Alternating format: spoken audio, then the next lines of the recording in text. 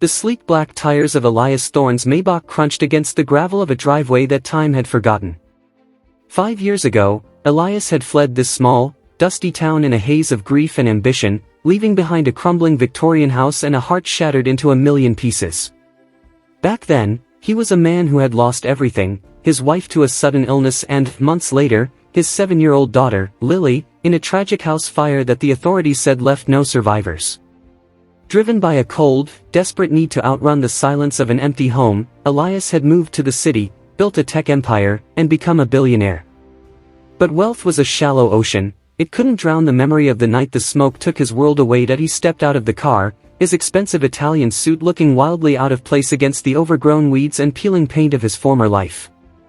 He hadn't come back for nostalgia, he had come to sign the demolition papers. A luxury resort group wanted the land, and Elias wanted the ghost of his past buried under concrete. As he walked toward the porch, the air felt heavy, smelling of rain and wild jasmine, the same scent Lily used to love. The front door creaked open, unlocked, just as he had left it. The interior was a tomb of dust and shadows, but as he stepped into the foyer, his heart stopped. There, on the floor where he used to play hide-and-seek, sat a small wooden horse, freshly carved, the wood still pale and new. Elias felt a surge of cold adrenaline. Squatters? Vandalism? He pushed deeper into the house, his footsteps echoing like heartbeats. He reached the kitchen, and that's when he heard it, a soft, rhythmic humming. It was a melody his wife used to sing at bedtime. He rounded the corner, his breath hitching in his throat, and stopped dead.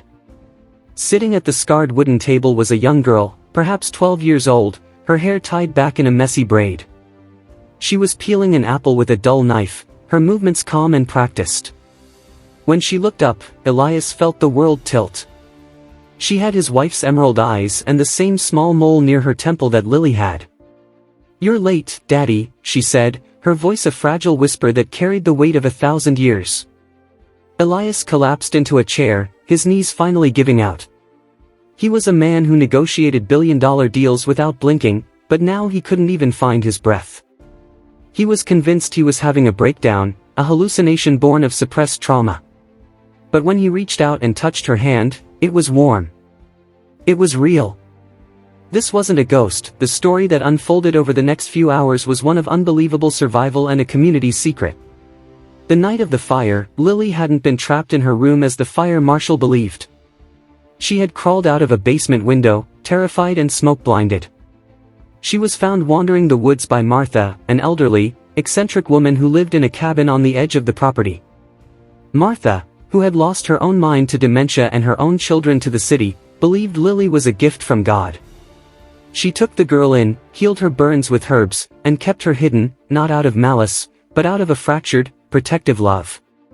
Lily, suffering from selective mutism brought on by the trauma, stayed with Nana Martha for years, forgotten by a world that had officially declared her dead. 3 months ago, Martha had passed away in her sleep. Lily, now older and remembering more of her past every day, had returned to her true home. She had been living in the ruins of the Victorian house, scavenging from the garden and the kindness of local neighbors who thought she was just a local runaway. She had waited, day after day, because she remembered her father's promise, "I will always come back for you." Elias sat in the dimming light, tears streaming down his face, looking at the calloused hands of his daughter, hands that should have been playing piano in a mansion, but had instead been tilling soil to survive. The guilt hit him like a physical blow. He had been chasing zeros in a bank account while his heart was beating in a dusty kitchen just a few hours away. He realized that his success was a monument to his failure to look closer, to hope harder, to stay when things got dark. The resolution wasn't a simple, happily ever after. Lily was traumatized, and Elias was a stranger to her now. The challenges were immense: legal battles to prove her identity, psychological healing, and the daunting task of blending his high-octane life with her quiet, rugged resilience. He canceled the demolition. He fired his assistants. He moved back into the crumbling house, traded his silk suits for flannel, and spent the next year learning how to be a father again. He used his billions not for skyscrapers, but to build a world-class trauma center in that small town and to preserve the woods where Lily had survived. The story ends not with a grand gala or a display of wealth, but with a quiet moment on the porch. The house is restored, vibrant with color. Lily is laughing at a joke, her eyes bright with a future that was once stolen. Elias looks out over the horizon, finally understanding that true wealth isn't what you gather, but what you refuse to give up on.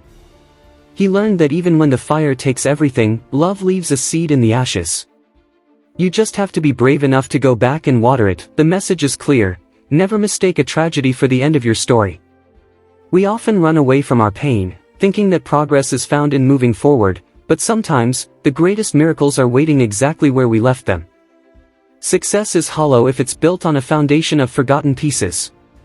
Redemption is always possible, but it requires the courage to face the ghosts of your past and the humility to realize that the most precious things in life can never be bought. They can only be found when you finally stop running.